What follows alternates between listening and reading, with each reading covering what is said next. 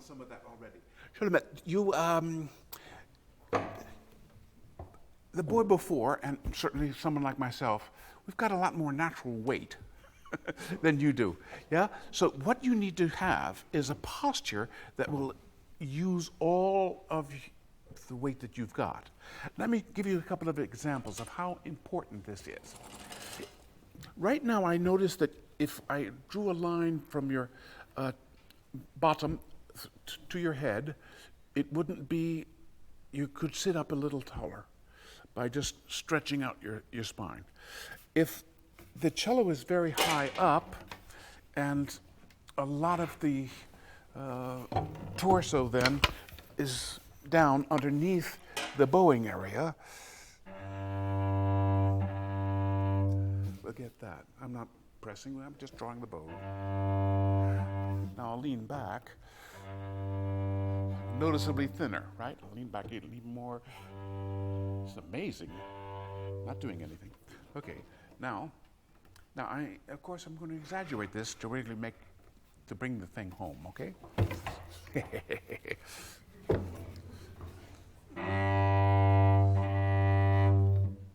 See? Now, we can't play the cello that way.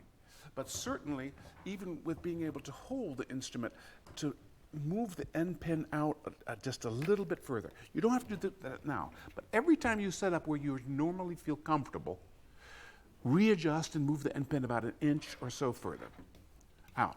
Because what that happens is that you've got to lean forward to it. I love the analogy with tennis. Those of you who've played tennis, there are certain times when you're late with a forehand and you are leaning back and you hit it and it feels like it's a basketball or soccer, football.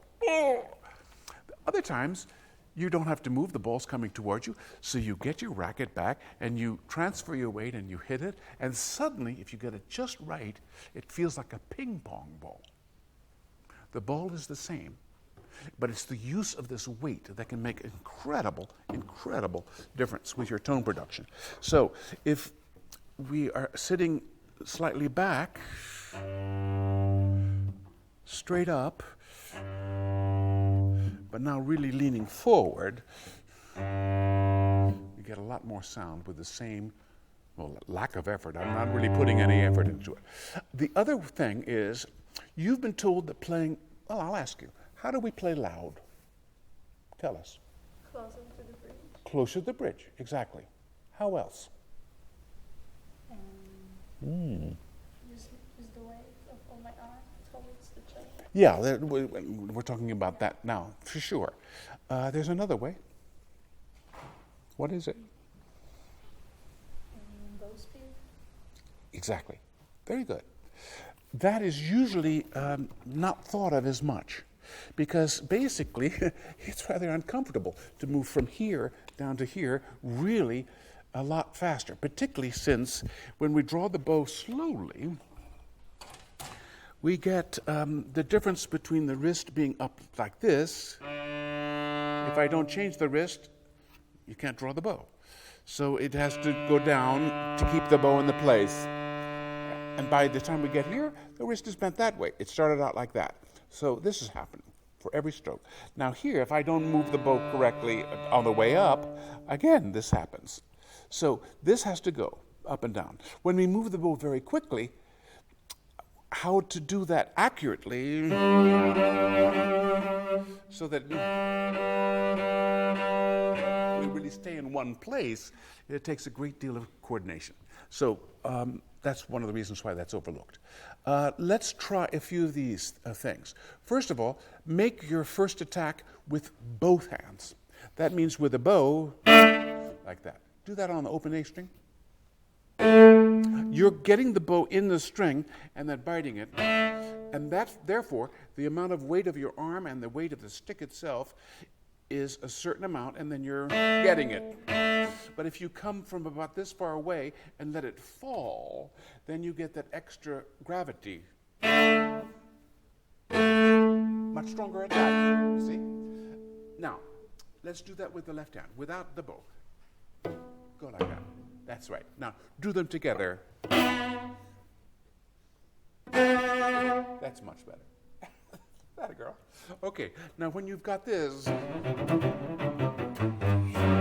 there are rooftops, these kind of accentuations on those notes. I wouldn't get lyrical and play that way.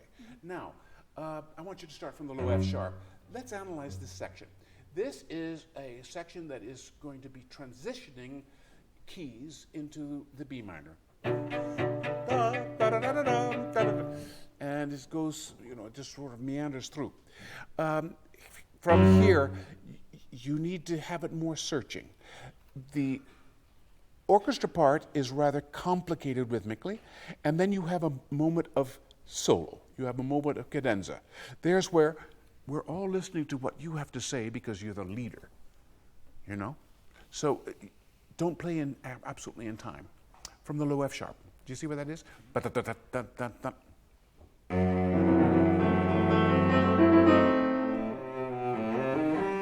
Good.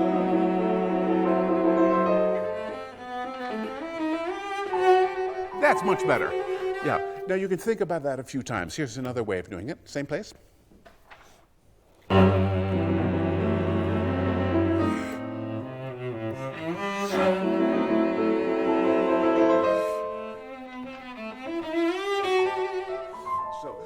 Start a little bit slower and go to the main note again. Now, your accentuations of the trills are very good to do that, but I would make them slightly different so it's with the phrasing of this passage, not so much at the beginning.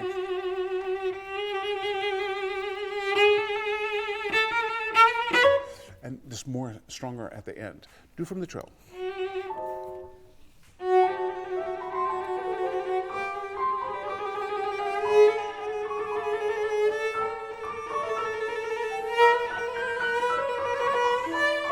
Good.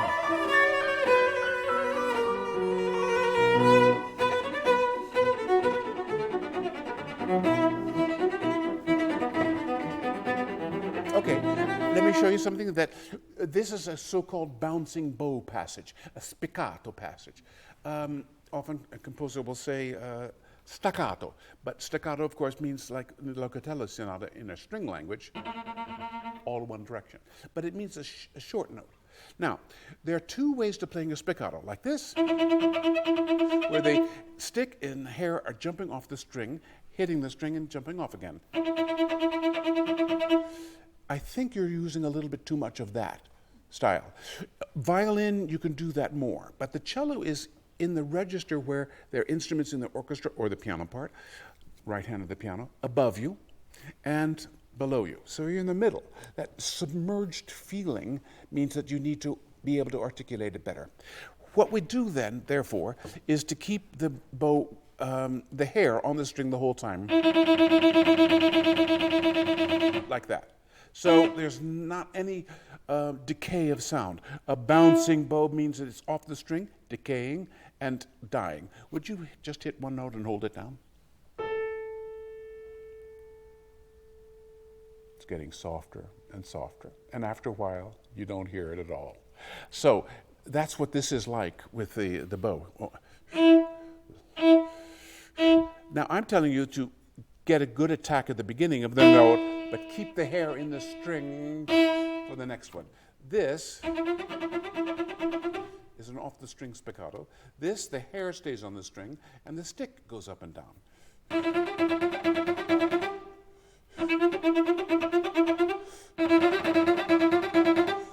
You want to develop the second way.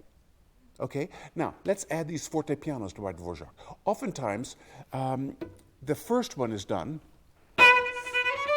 and not the second one.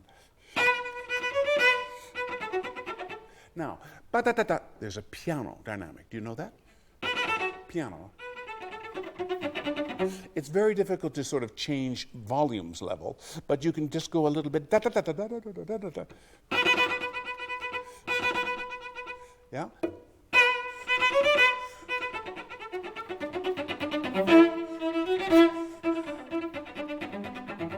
Okay?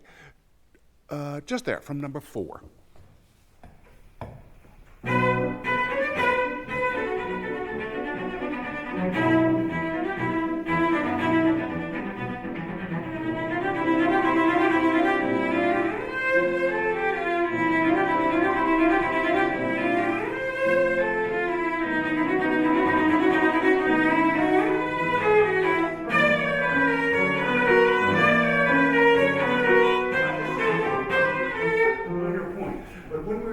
position like this, we have often little slides.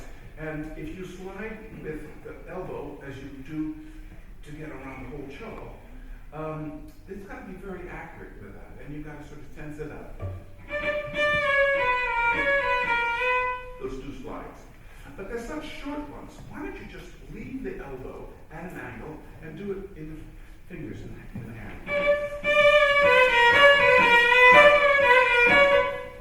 You just do it there. This is such a small part of your body, you can keep track of where you are so much easier because it's such light material. Just that, instead of this big whole arm. The other thing is, of course, that there are so many nerve endings here that we can feel and hear where we are and stop when the pitch comes. So let's say I have to go up to a high G. I miss it. But if the back arm and the shoulder go to about here, and then from this point on, this is finished, and see, I can just do it. Okay, I'll move my hand back a little bit. Move the hand a little closer to the G. Takes me one or two times, then I feel the distance, and I can do it every time. The reason for that is we've got the nerves there. So it's ridiculous to think of getting the accuracy of the shift with something in this part here. If you thread a needle, and you go like this, you'll never thread it. What do you do? Well, you put your elbows on the table, then you start, maybe it's not coming. So you wet the thread, then you put your hands together. So now everything is immobile except just the thumb and the first finger holding the needle and the thread. Pretty good opportunity that you're going to be getting threads now. So that's the idea of using these muscles for precision. Don't do it.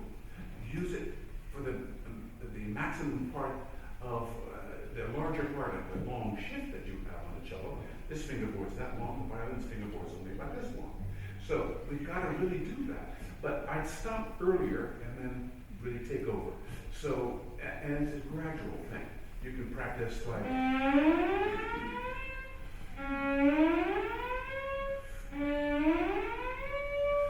The good part about this is that the first part of the shift, this part, does not have to be accurate. Because you can go like that to get to the note, or you can go like that to get to the note. Okay? So that's a different velocity of shifting for you. Now, would you play number 5 for us? Just the piano for a second.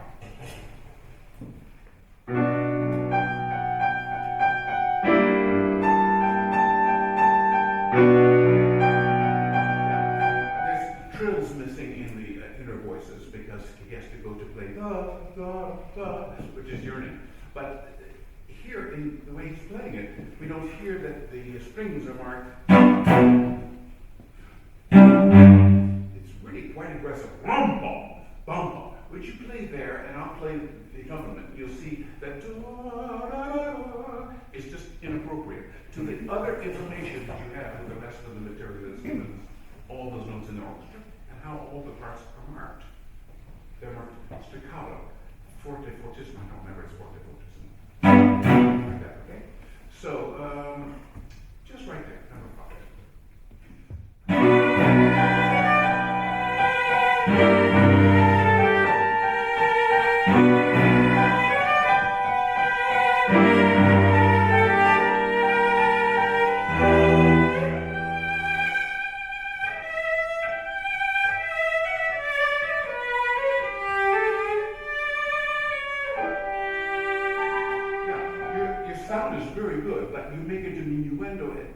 Extremities of the bow, and the main meaty part of your sound is here.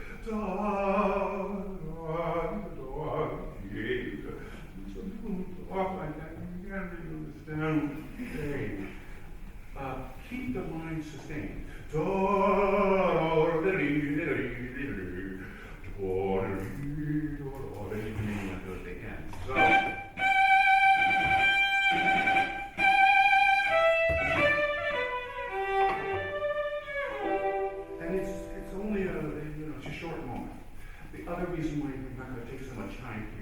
is that we have a long way to go, and he's knocked it down to this beginning of the second beat, only to 100.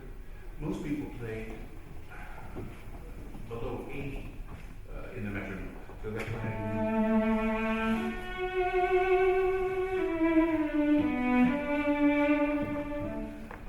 If you keep the tempo going and you ask the oboe not to go dee da dee da, and then you have to play, then we're stuck. It's going to go da dee da, and it just doesn't work as well. The reason it becomes indulgent instead of just homesick and yearning. Okay, try that passage again, because this is really one of the most difficult passages since the beginning of the concerto. Number 5. Dee da da.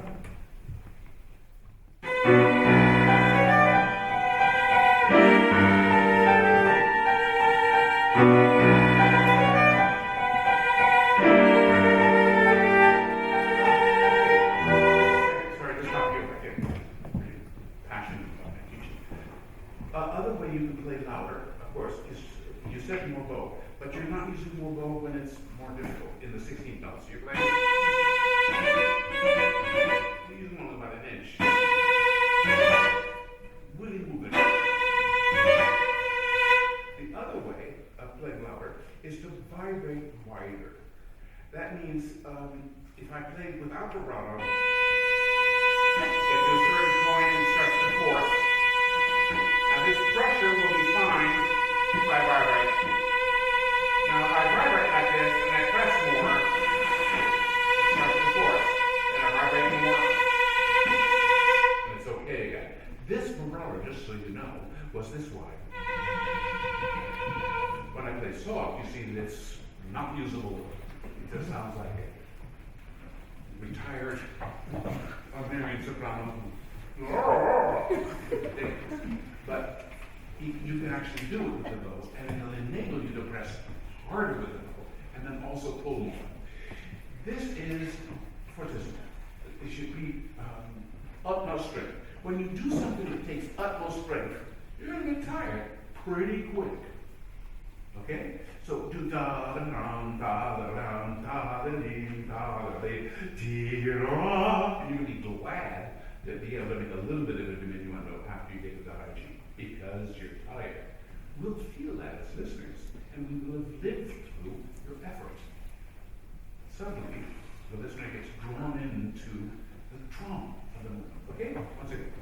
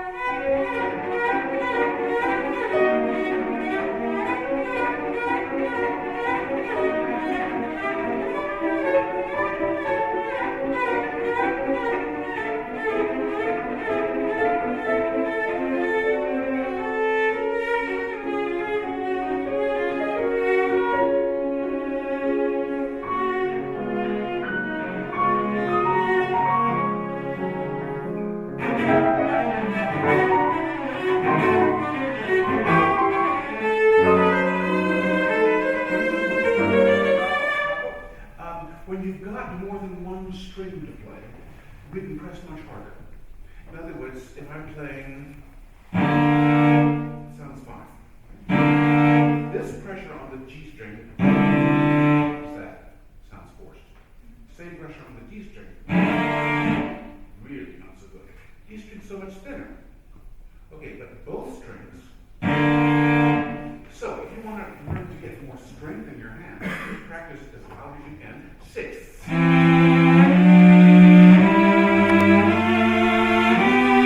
It's almost impossible to force. So these chords, there are 3 strings here. Try to feel as though you go like super triple forte. So, this piano comparison. Do just from there. One,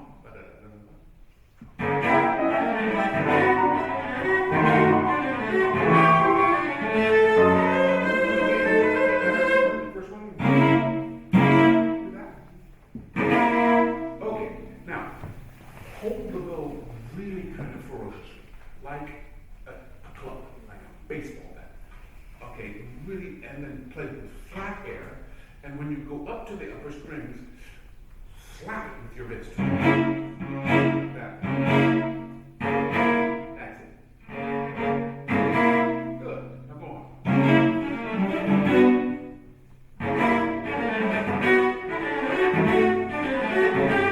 Okay, much better. Now try using a lighter bow, but more bow for the 16th notes. One, but that. One, but that. Really move correctly.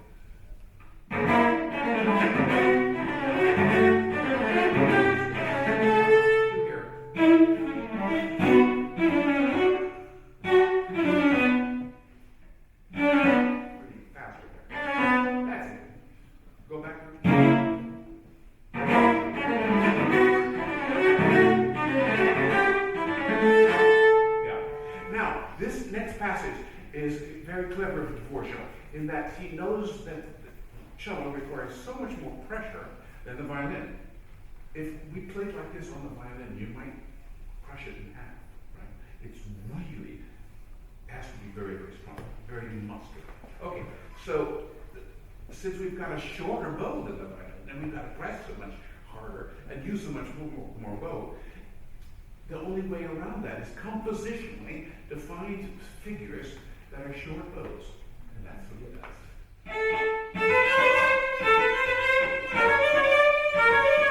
Now this one, if it was, we just drowned out right away. So there's where much, much more bow. Okay, do from, go on, play.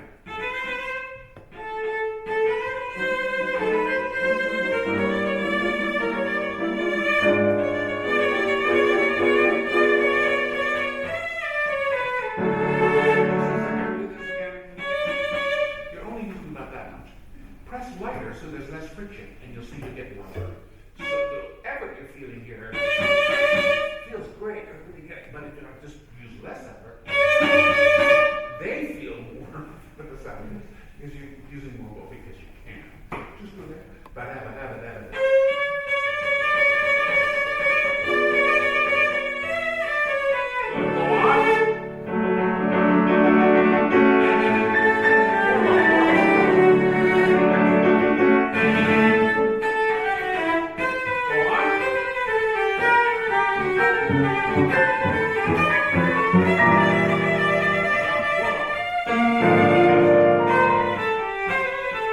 Watch it here and make sure you go there, not here to there. Do the D major good.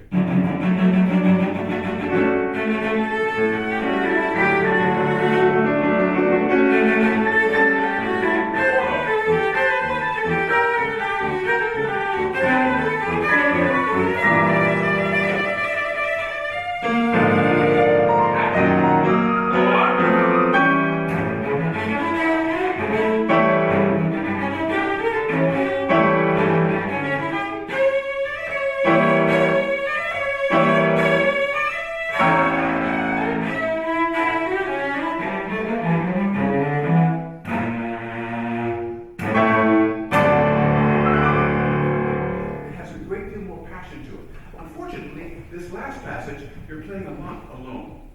When that happens, we hear the grit and the bite and the accentuation more. So you've got to back off a little bit. Would you play after your tutti on the left-hand page? Yeah, play that and just by yourself. From the first.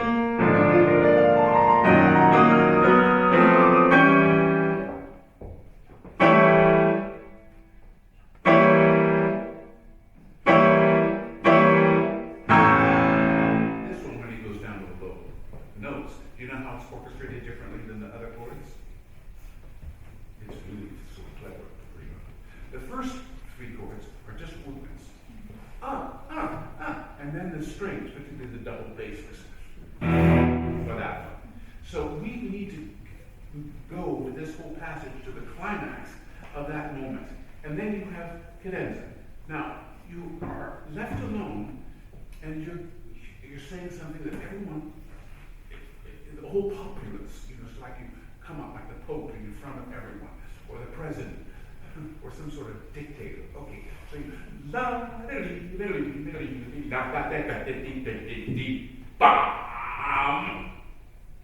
this pregnant silence of what's going to happen after that B flat. Use it, baby. Be a good actor. That moment is very strong. We don't have to continue always playing to get the greatest power. Let me show you that. So these arpeggios, they go higher and higher. It's a little bit like an announcer in a race. Now 42 is coming around the corner, it's really down there, and they go higher and higher, and faster and faster. So that's what we need to do with this.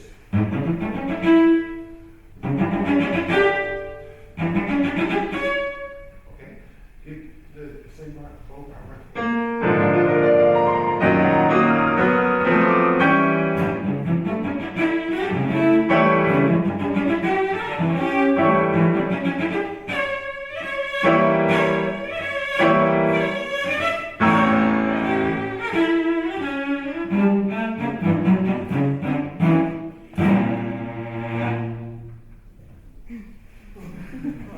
Isn't that great? We see what you're feeling. If you extend it too long, then we all start to laugh. Correctly so. But going dee, ba, ba, is missing the point. I'm going to kill you. No, I'm going to kill you. So this climactic note, this B flat, is the most powerful note of this whole passage, isn't it? Why are you using the fourth finger? It's a little finger. It doesn't have the power. This is the moment where you've got the dagger at the throat, So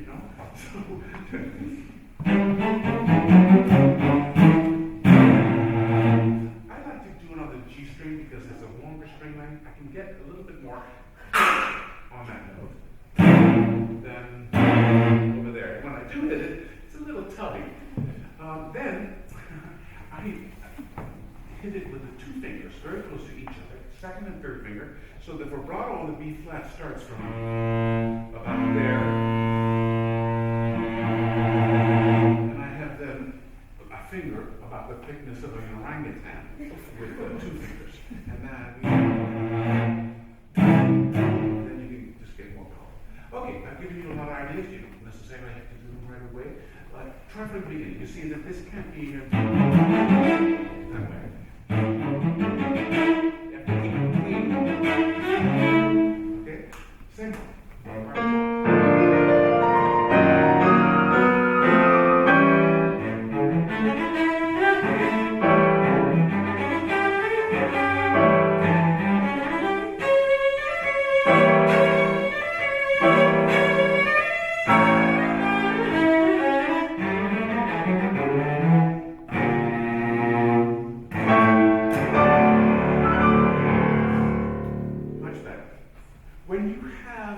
Something that's steady, there's this aspect of it that's controlled.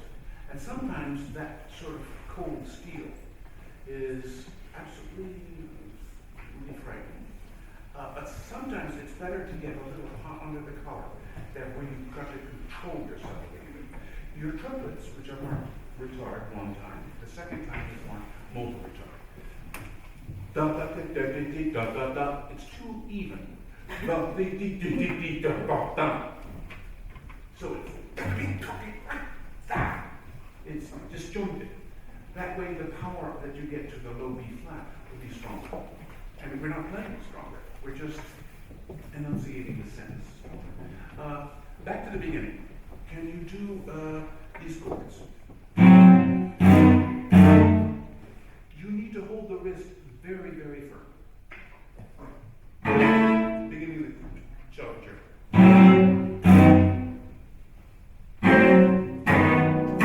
Yeah. What happens is that when you hit the bow into the string, you're not firm here. In purpose, give me the daggers. Lady Macbeth says. Okay, sorry. That has nothing to do with it. I get so excited with teaching. Okay, this you've got to keep very strong. Now, if the wrist is low, now you bend the wrist up just a hair, then it's like a super leverage. You get much more power. If I have a big rock here, and I have a crowbar, and I go under the rock and I try to push the rock out, go like that, it doesn't work. All I need is just a little rock right next to it, right there. So this is going to push the big rock, and then a little rock here. Whoa, this is so easy. Leverage. So that's what we're going to do here. We're going to put the wrist slightly more pronated for the chords than would be the normal. So this is maybe a normal position. Now we're going to go like that. See what happens with it? It's solid. And then hold it in that position. Okay, try it.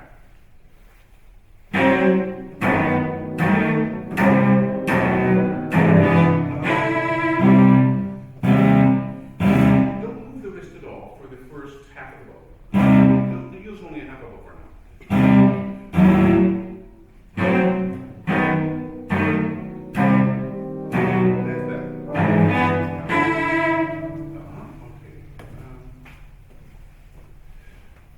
This use of silence, I think, is important.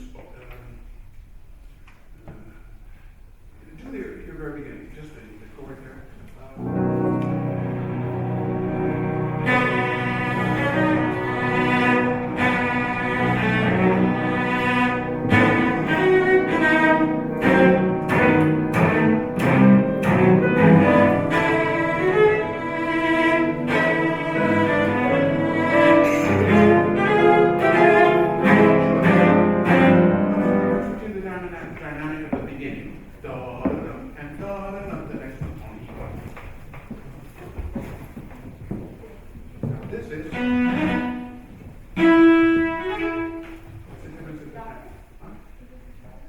It is louder. It's fortissimo, and the beginning is forte. This is a thinner register. We're certainly not going to go to make sure we have enough room for the fortissimo. But if you can feel, when we get to that spot, a little bit more like that, it will come out enough. So it's the internal feeling that's going to make it happen. You've got to get this adrenaline and poison and anger and youthful cojones going before you start. So during that tremolo and the low chord and the overload, get like that so that when you come to play it, you're just go like that. You can back off from the note and keep it the same place, and then the will come out there. Try it once again.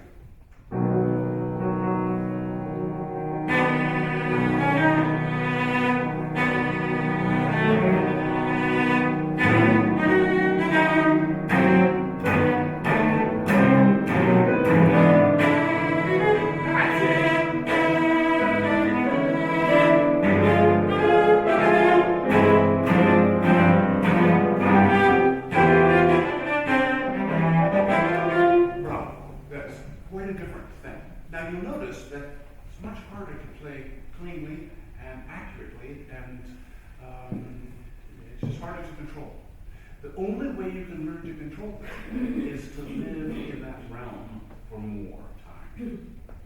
That happens if you're going to play it enough times. But in the practice room, it's enough to do saving energy. Yeah, 4 hours to practice. So, like this, straight bow.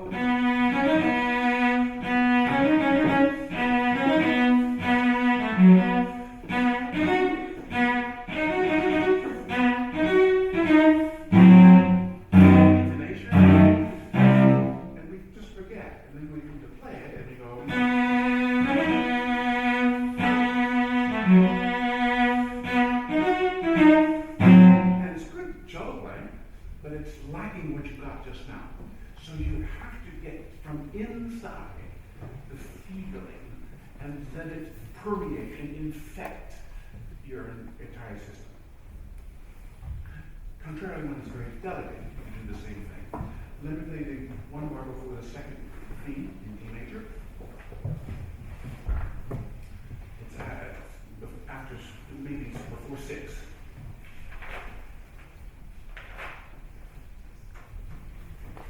Yeah, so at the top of the page, that last time, you could go. Oh, the second time, okay.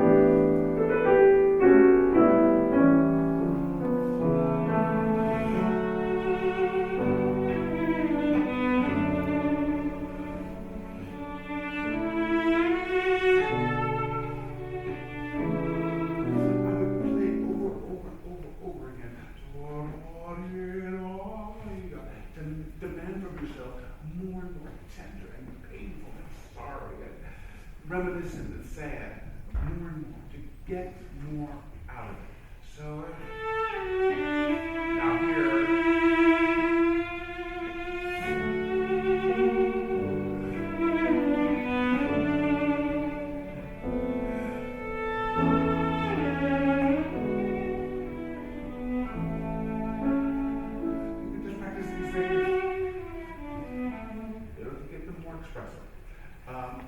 A little reminder to all the string players, sometimes a very difficult passage is preceded by a transition to it that then we compromise because we need to get ready for the difficult passage.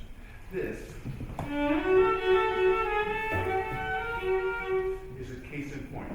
If we play that bar without having to play, which you played very well, by the way. So we played it without it. That's how we do this. So it's a pity to go something like that. So this makes this passage to get to it next really hard. So maybe you're going to have to practice this that much time of music. 15 minutes? Maybe 15 hours over a period of a week. But it's what our job is. To play and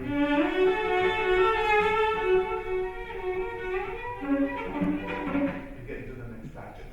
By the way, to play thirds with a thumb 1, as you are doing, is not such a known position for the hand. All the wood snugger and upper etudes and all our background is with the second finger. Second finger to be the third. So it's now you've gone away from that, and then therefore had to practice it a lot more to get it secure. You've gotten it secure, and I dare say once you put in that amount of time, you probably don't want to change. But just for the future, honor the history and the integrity of the way the hand is built and the history of the integrity of the positional play. It'll be easy for you. Thank you very much.